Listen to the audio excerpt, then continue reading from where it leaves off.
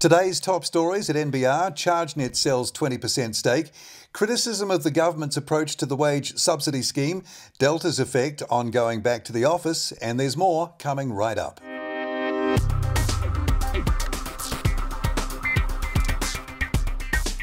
Kia ora and welcome to NBR Today, a wrap of the day's top business stories from the authority in New Zealand business news since 1970, nbr.co.nz.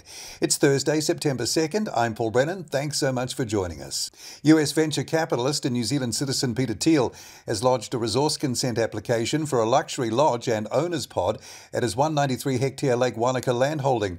Thiel, who bought the land at Damper Bay on the Mount Aspiring Road for $13.5 million in 2015, has co-founded several businesses, including online payments company PayPal and cybersecurity specialist Palantir Technologies. The application by his company Second Star proposes a luxury lodge for up to 24 guests and separate owners' accommodation for 6. The lodge's 15 staff will not live on site. New Zealand's electric vehicle charging business CHARGENET has sold a 20% stake to Swiss commodity giant Mercuria to fund network expansion to meet a predicted increase in EV numbers.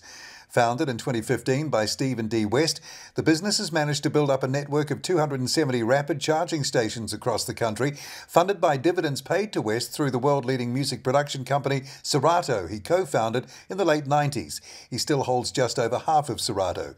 He joined the NBR's Andrew Bevan. What we're wanting to do with the expansion of hyperchargers is beyond my ability to personally fund it. So that's why we've gone to the market. And at the end of the day, Mercuria were the best choice, we believe. CHARGENET co-founder Steve West with Andrew Bevan there. Chorus has announced it will offer a performance upgrade to triple the download speed of its wholesale 100 megabit fibre broadband plan at no increased wholesale cost. The change will triple download speed to 300 megabits while increasing upload speed 5-fold from 20 to 100 megabits.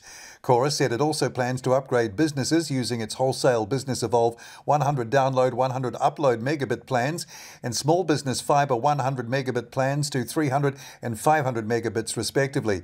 Chorus CEO JB Rousselot said network traffic monitoring is showing that there are homes and businesses on fibre who regularly max out their broadband connection. AQUAFORTUS Technologies, a developer of water recovery technology systems, has closed a US $7.5 million Series A capital raising led by deep tech US venture capital firm DCVC. AQUAFORTUS was founded in 2016 by Chief Executive Daryl Briggs and Chief Operating Officer Jessica Lamb, and it takes wastewater with high salinity levels and uses a patented zero liquid discharge technology to separate the brines into dry mineral salts in clean water. He joined the NBR's Fiona Rotherham. So it was quite fortunate that we were bringing something quite unique within the water sector, which is our non-thermal zero liquid discharge technology, which basically manages the last mile of water treatment. And they were looking to package together a water play for their investors. AQUAFORTUS co-founder Daryl Briggs with Fiona Rotherham there.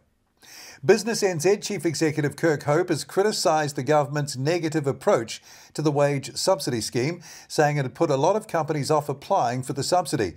Hope has also taken the government to task for failing to get ahead of the COVID-19 pandemic in the 6 months in which the country recorded no cases of community transmission. He joined the NBR's political editor, Brent Edwards. And the government itself has seen I think, quite negative signals, particularly about large companies picking up the wage subsidy, which I think is wrong. My firm view is that the wage subsidy definitely helped the economy recover after the last national level lockdown. It worked. It helped those businesses get back to generating important tax revenue for the government. So I do think they need to be very careful around their messaging towards business around the wage subsidy. Business NZ Chief Executive Kirk Hope with Brent Edwards there. New Zealand's first COVID-19 lockdown initially cast doubt over the future of the office, with some commentary going so far as to say the traditional office format was dead. Property firm JLL New Zealand Managing Director Todd Lachlan said commentary around the office's demise had been pretty good media fodder in 2020, but the reality was people were social animals. He joined the NBR's Andrew Bevan. If we can completely eliminate Delta and we can keep it out of the community, I think we'll quickly get back to where we were. If at some point when we start to open up to the world and we're having to sort of live with COVID, I think that may change people's views a little bit. But that's a blip. It's a point in time. And I think the overall trend, I think, is pretty clear. Once we get to a point of being able to live with the COVID environment, whether it's Delta or another strain. JLL New Zealand Managing Director Todd Lachlan with Andrew Bevan there. The full details of those stories and more are at nbr.co.nz right now. Tomorrow at NBR and Hunter's Corner this week, Tim Hunter looks at weak incentives in the workplace safety regime, and Andrew Bevan looks at the soaring price of carbon. I'm Paul Brennan. I look forward to being with you again tomorrow from around lunchtime for the morning's NBR trending stories. Then same time, same place right here again from 5:30 tomorrow and through the weekend for another NBR This Week.